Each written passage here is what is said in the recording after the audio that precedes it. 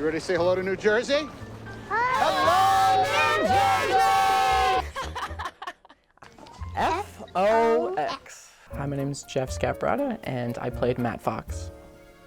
Hey, I'm Hallee Hirsh, and I played Annabelle Fox. Hello, Annabelle, little girl. How are you? And you, Matthew, how are you? You've Got Mail is like this perfect capture of this really unique time in internet and romantic and New York history. People were discovering that you could, meet people online, spark a romance, and then in real life be mortal enemies. And yeah, it was back when Amazon hadn't taken over the big bookstores yet. So yeah, for me, You've Got Mail is actually this beautiful portrait of New York City in all of its seasons. And it's like, I love that it came out during Christmas because for me, it still is like this really like warm, comforting Christmas hygge kind of film. Oh, that's not my dad, that's my nephew. Yeah, I remember finding out that I got that part. It was a really big deal. I was already a big fan of Meg Ryan, and I was obsessed with Meg Ryan, actually. I wanted to be Meg Ryan when I grew up.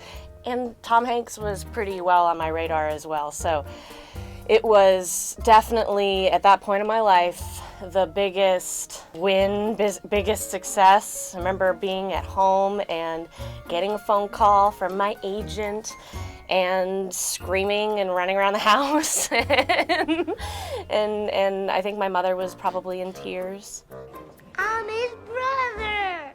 For me, I don't physically remember being announced that I got the part, but I do remember this was my first speaking role on TV. So I was in a movie prior to this, but this was actually my first speaking role where I actually got to talk and have actual lines. And as a 5-year-old, I guess it's kind of a big deal. A lot of preparation going into like memorizing lines and knowing when to say what you had to say. So I have really lovely memories working with Tom Hanks. Tom Hanks is like a people person. He's like the type of person who knew everybody on set's name. Yeah. Tom Hanks was a total prankster. I remember when we were working this in a soundstage, working in the interior of the shop around the corner, which was Meg Ryan's shop, and when we exited the store, there was sort of like this fake sidewalk, and he put like one of those fake dog poo things, so they kept walking. Yeah. My scenes were, a lot of them were with Tom Hanks, and I remember one scene in particular, the carnival scene, and I didn't know I was actually filming just because of how friendly he was with me. Like, I was on his shoulders for basically the whole entire time. Even after shooting, I was like still hanging out on his shoulders, eating cotton candy, playing with the carnival games. Like I said, I didn't know we were shooting at all because it was just so much fun being with him and just running around, especially that scene. This is my autograph that I got from Tom Hanks, and me being the kid that I was, I pre-signed one for him, but did it on the same piece of paper, so didn't realize that like I couldn't give it to him, so that he gave me this one. So I kept my autograph to him, and then I kept his autograph to me. So yeah, that's that, and that's my kindergarten handwriting. I don't even know what it says. Tom Hanks. Meg.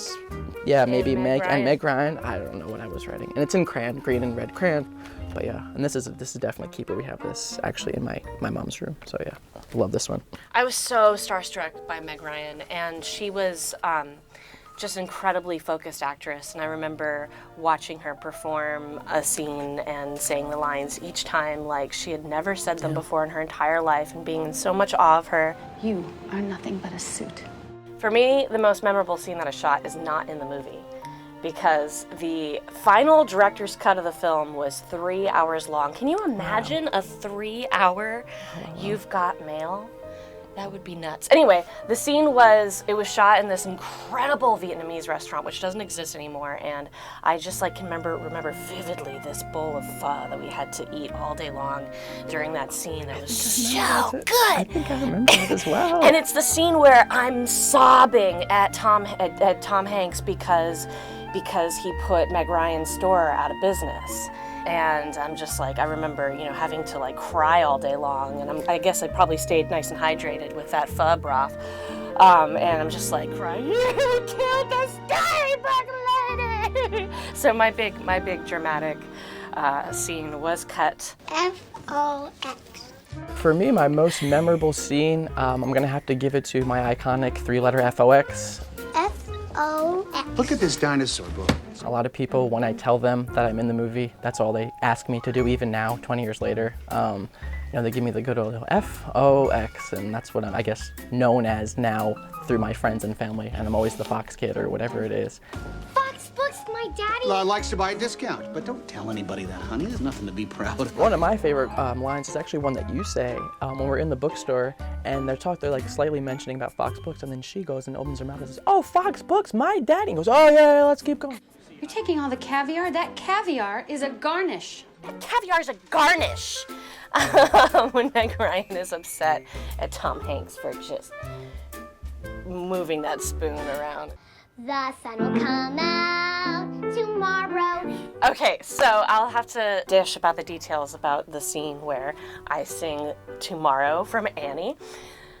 Back in the day, I was in New York City and I was a little child actress. In fact, I was almost that year, I was almost Cosette on Broadway. It didn't quite happen for me, but then I got You Got Mail, which was amazing. So I had been training like since I was 5 years old for 5 years. And all day long during this Christmas scene, I had been belting out Tomorrow. And for my last take, during my close-up, Nora Ephron asked me to, she said, just for fun, do this one like off-key and like out of rhythm, like sing it like a bad kid, like someone who doesn't know how to sing. I was like, oh my gosh, that'd be so fun. So I did it.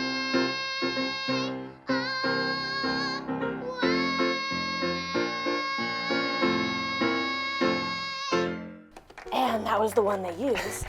And I remember being at the premiere and people going, "Oh, Hallee, you're such a good singer."